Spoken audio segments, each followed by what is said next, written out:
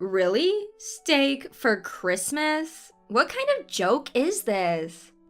Even on a festive occasion like Christmas, this woman never misses an opportunity to belittle my husband, Ethan, and me. I've graced this house with my presence, along with Joshua. The least you could do is say thank you and serve some prime steak, you know? Rachel, you really? Oh, come on. You guys probably haven't even had prime steak before, have you? You're just cooking class instructors after all. I couldn't take her condescending laughter anymore and finally raised my voice. Rachel, what have Ethan and I ever done to you? Me hold a grudge against you two? Don't be ridiculous. You're not even worth my time. Then why do this to us? How can you behave this way toward the parents of the man you married? My words, infused with emotion and frustration, didn't touch Rachel's heart. And then it happened. Ethan, who had been silent, grabbed a bottle of beer from the table and splashed it on Rachel.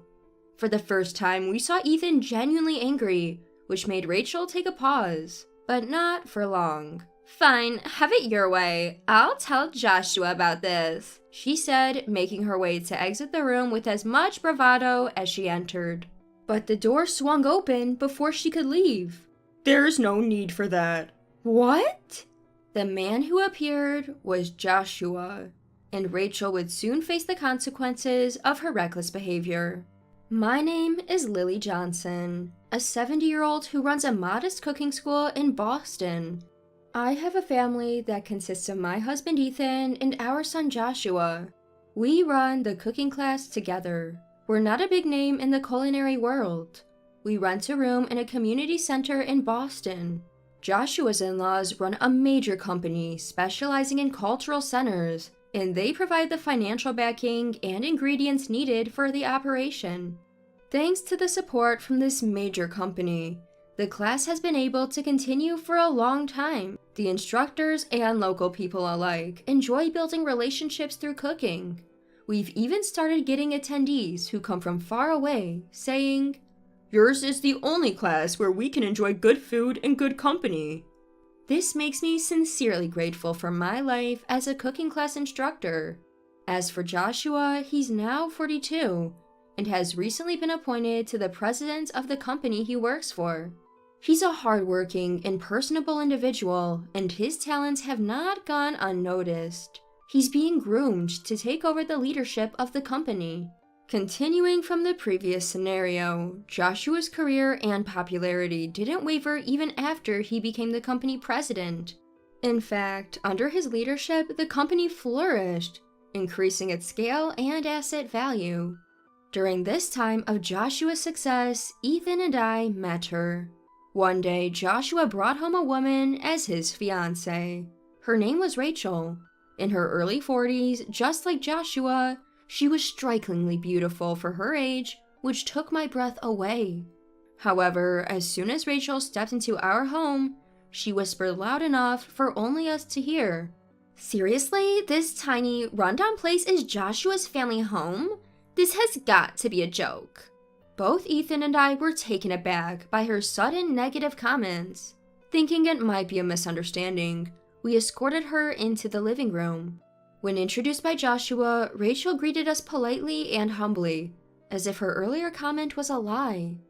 "What a distinguished home you have. I'm so envious. You're both so sophisticated, teaching cooking classes and all." Convinced that we must have misunderstood her earlier, we celebrated their union. They soon got married, but looking back, Rachel's charm was probably a facade to win Joshua and us over. The evidence became clear shortly after the wedding. One day, Ethan approached Rachel, who was lounging on our sofa playing mobile games. "Hey Rachel, could you help me out with something?" Rachel's response was disdainful. "What? You want me to help with what? Housework?" "Wait, hold on. Why are you acting like we're ordering you around?" "You asked for help, didn't you? I bet it's tedious chores like cleaning or laundry. Absolutely not my thing." Ignoring Ethan, she stayed put, making a face. Rachel considered our home as her personal retreat, making Ethan and me do all the cooking and cleaning. At times, she even threw objects at us, creating daily tension. We finally asked her to stop treating our home like a vacation spot. But Rachel retorted, "What do you mean, vacation spot? You told me to feel at home, remember?" Yes, but we didn't say you could treat us like servants. We're family after all. Then hire a housekeeper or a homemaid. You're the ones choosing to do all these troublesome things. Stunned, Ethan and I were at a loss for words. While it's true we know about housekeepers and homemaids, they're not a feasible solution for daily needs. Above all, Rachel always seemed to think about money, as evidenced by her suggestion to hire help. It seemed like she wanted to solve everything with cash. This woman is seriously something else. Every day, I found myself sighing, wondering why Joshua ever married a woman like this. Day after day, Ethan and I would talk about what to do, but we couldn't come up with a solution on our own. We tried multiple times to get Joshua to reduce the number of days he and his wife visited, but Joshua's work schedule made it difficult to even talk. Even when we did talk, Joshua wouldn't give a clear answer. He blamed his busy work schedule and the fact that he couldn't take care of his wife because of it. Joshua had warned Rachel a few times, but she'd just play innocent and say, "Oh, my in-laws are being mean again? They're just jealous because I'm so cute, haha." That passive-aggressive attitude, along with Joshua's own indecisiveness, only fueled Rachel's bad behavior even more. And then, in the midst of this growing concern, Rachel finally crossed a line that should never be crossed. They came to visit us for Christmas. Joshua told us the day before that Rachel would be joining him, and Ethan and I were not thrilled. However, when Rachel is with Joshua, she behaves reasonably well. So we thought it would be fine. We had that hope when we greeted Joshua and Rachel. But then Rachel started acting up while Joshua was in the shower. "Excuse me? Christmas is about steak, right? What is this joke? Are you saying this is a Christmas meal?" Upon seeing the dishes we had prepared, including a gratin, Rachel started complaining. "I came here with Joshua for Christmas. You should thank us and have some prime steak ready, haha." "Rachel, you really..." "Well, you guys are just poor cooking class instructors. Maybe you've never even eaten such a thing, hahaha." Rachel broke into a condescending laugh. Even on Christmas, I couldn't believe she would act this way toward Ethan and me. Is this woman even the same species as us? And why on earth did Joshua pick someone like her? I couldn't take her ugliness anymore and blurted out, "Rachel, do you have a grudge against Ethan and me or something?" "A grudge? Don't be stupid. I have no interest in or grudges against old farts like you, haha." "Then why treat Ethan and me like this? How can you act this way towards the parents of the man you married?" I pleaded with anger and deep emotion, but it didn't reach her. "I live as I please, doing what I think is right, haha. That's all there is to it." At that moment, after her final snicker, Ethan, who had been silent and probably enduring her verbal abuse just like me, finally made his move. He grabbed a beer bottle that was on the table with the food and swiftly opened it. In the brief moment Rachel stopped laughing to take notice, Ethan poured the beer all over her, wordlessly. "What the heck, Ethan? Why'd you do that?" Startled by this sudden turn of events, Rachel snaps at Ethan. With a stern look, Ethan locks eyes with Rachel and quietly says, Enough. If you dislike being around us so much, then fine. Don't ever come back. Hearing these words, I felt as though I had awoken from a trance. Meanwhile, Rachel, already fuming over the beer incident, gets even angrier. "Who do you think you are? Acting all high and mighty? You think this ends without consequences?" Frustrated by Rachel's lack of remorse, I couldn't help but sigh. Now, awake to Ethan's actions and words that must have spoken for my feelings, I no longer have the patience to listen to this woman. Up to now, I've put up with her because she's the wife of my precious only son Ethan. But this is the last straw.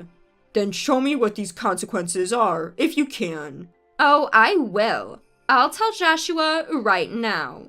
With that, Rachel storms out of the room, still carrying an air of arrogance. But then the door swings open again. No need for that. Huh? Rachel's eyes widen in surprise. The person entering the room is none other than Joshua. At first, we thought he had come out of the shower, but seeing that he wasn't wet or changed, we quickly realized that wasn't the case. Rachel recovers and clings to Joshua. Listen, Joshua, your parents are terrible. What's so terrible about Dad and Mom? They just splashed beer on me. Make them realize their mistake, Joshua. Use your influence. Taken aback by Rachel's unfiltered words, Joshua hesitates for a moment. Then, clearing his throat, he says, I get what you're upset about, but what exactly do you expect me to do to Dad and Mom? Interrupting, Rachel continues, That's why I said, use your power as the CEO to make them realize. Stop supporting their cooking classes or something. It seems that getting splashed with beer has caused Rachel to lose her cool, revealing her true nature. We decide to speak up. Sorry, but that's not gonna happen. What do you mean by that? We're not just running a cooking class. Your dad, who was the previous CEO of your family's company, and his predecessor, your grandfather, have a long-standing relationship with us. What? Yes, that's right. We've known my parents-in-law since Joshua and Rachel got married. My stepfather, who was the CEO 2 generations ago, was friends with my parents, who previously managed the cooking class. The friendship deepened because my step-grandfather also had a passion for cooking. That led to us receiving financial support and sharing the joy of cooking. With their children, the parents-in-laws, the hobby of cooking was passed on to us, along with assistance, and so it has been. Joshua knew about this, and it was because he had immense respect for our passion for cooking that he valued his relationship with his parents and us. Well, that's the gist of it. People at the company understand your parents and Joshua's philosophy. Which means you can't meddle with our cooking class. What a pity for you. As we said this, Ethan and I couldn't help but laugh. What are you talking about? I've never heard of this. You've never heard? I've told you about this multiple times. You really haven't listened, have you? At this point, even Joshua seems stunned by Rachel's audacity. Whatever. Today I learned, okay? Let's pretend I never said those things. Just a little misunderstanding, haha. Rachel immediately tried to back out when she realized she was in a bad position, but Ethan and I couldn't just let it go. Joshua approached Rachel with a stern face, seemingly understanding how he felt. Rachel, you've been treating this place like a vacation home. You've insulted it as old and poor, and even treated my parents like servants. Cornered by Joshua's sharp question, Rachel tried to dodge. What are you talking about? When did I ever do that?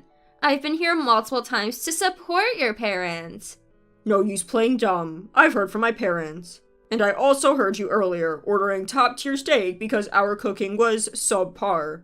Apparently, Joshua had pretended to take a shower, but was secretly listening to the conversation in the room. You've heard? What did you hear exactly? Your parents are just trying to frame me. Still playing dumb? I have all the evidence you need. I've received emails detailing everything you've done, and even have audio recordings of your voice. Faced with irrefutable evidence, Rachel was shocked but still not willing to give up. That's just my kindness. They're in their 70s. Their legs aren't what they used to be. So I thought I'd give them some exercise. Rachel was desperate, but Joshua had already seen through her. You're truly despicable. Sorry, I can't trust a word you say anymore. I'm divorcing you. Rachel seemed to finally get it when Joshua mentioned divorce. Oh, really? So you're saying that too, huh? Fine, then let's get a divorce. She snapped back, pointing at Joshua and shouting. But remember this, you're the one who brought up divorce, so be ready to pay up in court. Not sure what made her so confident, Rachel stormed out of the house. Later, their divorce did conclude, with a hefty settlement involved. But the kicker? Rachel was the one who had to pay, not Joshua. What? This can't be happening. Why do I have to pay? This is so unfair. She screamed in disbelief, but the reason was quite simple. Rachel had been cheating. And not just with any guys, but with men from popular clubs in Boston. According to Joshua, he discovered that Rachel had been using his credit card for significant expenses. When he tried to confront her, she dodged the conversation, forcing him to hire a private investigator. The investigator found receipts in the trash indicating Rachel's club outings were paid with Joshua's credit card. Photos even showed her at luxury hotels with multiple men. Armed with this irrefutable evidence and backed by his lawyer, Joshua won the settlement in court. Rachel, slapped with the divorce bill, arrogantly thought, "I'll just ask my boyfriends to pay. I've spent plenty on them." But the old saying holds true. When the money's gone, the love's gone. Her club flings promptly dumped her when they realized she couldn't pay. So Rachel had no choice but to pay the settlement, grumbling all the way to the bank. Her life hit rock bottom, disowned by her furious parents. Recently, a friend mentioned seeing her at a soup kitchen in a Boston park. As for us and Ethan, life has turned to peaceful normalcy. Joshua seems to be enjoying his newfound freedom. Yet, we're secretly looking for a new life partner for him, hoping to see a grandchild soon. It's a win-win for us, actually. Our legs are getting a workout from all the running around.